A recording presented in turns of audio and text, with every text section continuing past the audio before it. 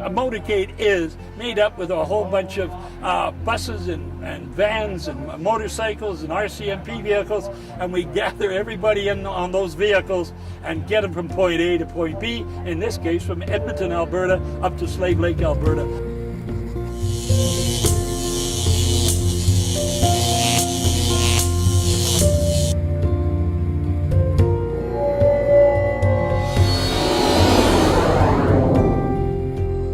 Today we're here to meet and greet with the Wounded Warriors Association on their trek to Slave Lake. We're here today in Westlock honoring the veterans that served our country. We're here to support our veterans and fellow ones that were before that fought in our World War to give us freedom. And the symbolization of a bike is freedom.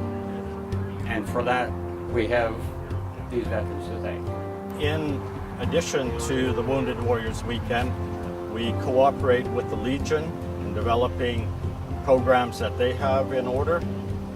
We work with the Canadian Cancer Society. We have a run scheduled for them. We make contributions to the Slave Lake Food Bank, to Santa's Anonymous.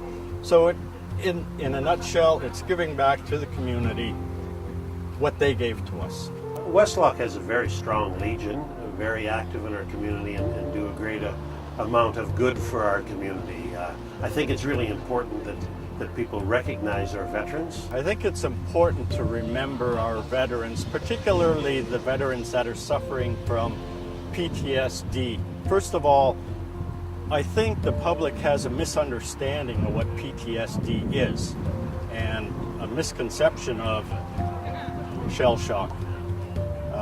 And I think what Wounded Warriors Weekend is doing, and the veterans in conjunction with that, are educating the public.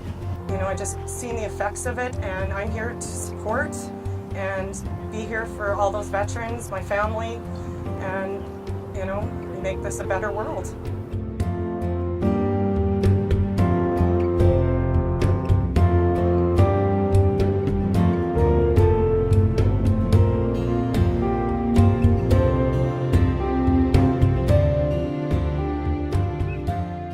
I started in Gagetown, New Brunswick, was my first posting. I got sent over to Germany with the 3rd Battalion. We got posted back there when the Patricias went over. In '85, we came back to Winnipeg, and that's where I finished out my term.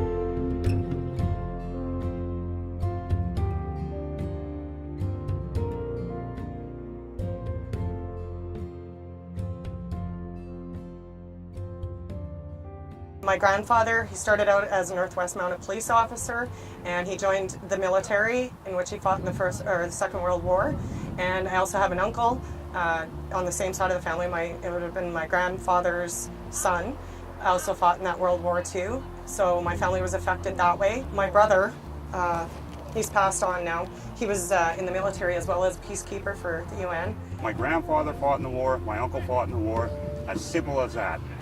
To gain awareness to the public, you know, so that the public can be more informed and educated, not only on post-traumatic, but what these people went through, how they've, you know, what they've done, sacrifices, you know, not only to them, but their families. And to hear the stories of the ones that have taken their lives when they're home in their home country land, and you know they're not getting the support and stuff and whatnot. It just hits so deep.